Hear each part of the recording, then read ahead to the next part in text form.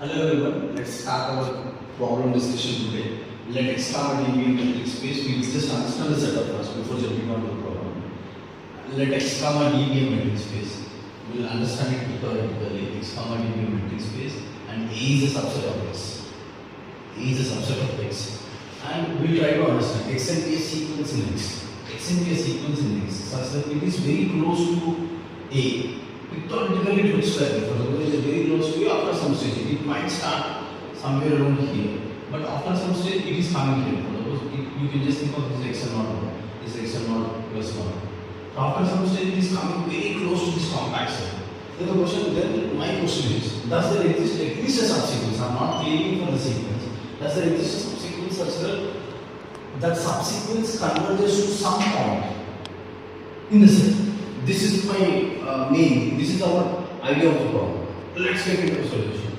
So before getting into the solution, let's understand what does it mean by sequence in x such that distance between x and comma a is less than epsilon. So that's where we'll understand this idea. Before that, we'll try to understand what is meant by distance between point and a set. So distance between point and a set. This is between point and set, which is equal to, for suppose let x be a point, x be x, okay, a be a subset of x. So the distance between x and a will be given as infimum of all the distances. I am just taking for suppose a point here, x. I am just trying to understand its distance from it. So it's better to take all the distances from the surface from every point and try to get the minimum of distance. I am just indicating the infimum of distance between x comma a, where a belongs to a. So this is our step. Okay. Now what is mean by distance between x and comma a is less than epsilon for all n greater than. That implies somewhere around the sequence points are very close to it. That means distance between x and a is less than epsilon for all n greater than n of epsilon.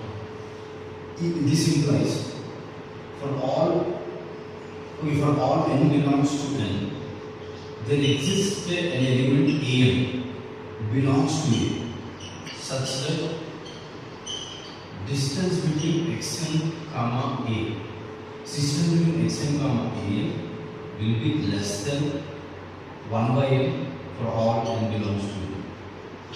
So for every such n, we can get a such that distance between x and a will be less than 1. So this is the. So here in simple sense we are taking epsilon is equal to 1 by n. Okay, this is what we understood. And the question comes into the picture. This an is a sequence in a. This an is a sequence in a. So the an is a sequence in a.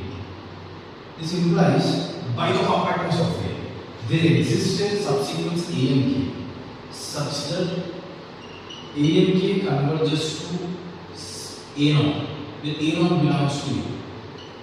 Okay, this is the information I have to information this. So what does it imply? Distance between a and k comma a naught will be less than some epsilon. I can make it closer. So how we can construct the sequence? From here we can easily construct a sequence. So x and k will be some subsequence. We will consider x and k be a subsequence of x and such that distance between x and k comma a naught. I am using a triangle inequality here simply. I am using a triangle inequality. Distance between x and k comma a and k plus distance between a and k comma a naught. So distance between a and k and a. Sorry, this I can make it very close. I am not giving the entire details here. This I can make it close and we can use an Archimedean principle. This I can make it very close. So which is equal to epsilon. So this implies x and we got sequence. We got x and k is a sequence which converges to a naught. And one more. Okay, let's go a little more. Let's try to understand this problem with some simple example. Let x be r with a x with a x is equal to, I'm taking x is equal to r real numbers with the Euclidean metric and a to b -1 1 and distance between xn will be equal to alternating sequence -1 1 -1 1 -1 and so on. So the distance between xn and a will be equal to 0. Just observe here, it's a very simple fact, you can check it out with this definition. And question, okay, then the subsequence, we can always construct the subsequence xn k is equal to 1, 1, 1, 1, 1, 1, or xn k is equal to minus 1, minus 1, minus 1. Such that xn k will converge to 1 here in this case, it will converge to minus 1. That is just what, if you have any other ideas or viewpoints, you can comment on it. Thank you.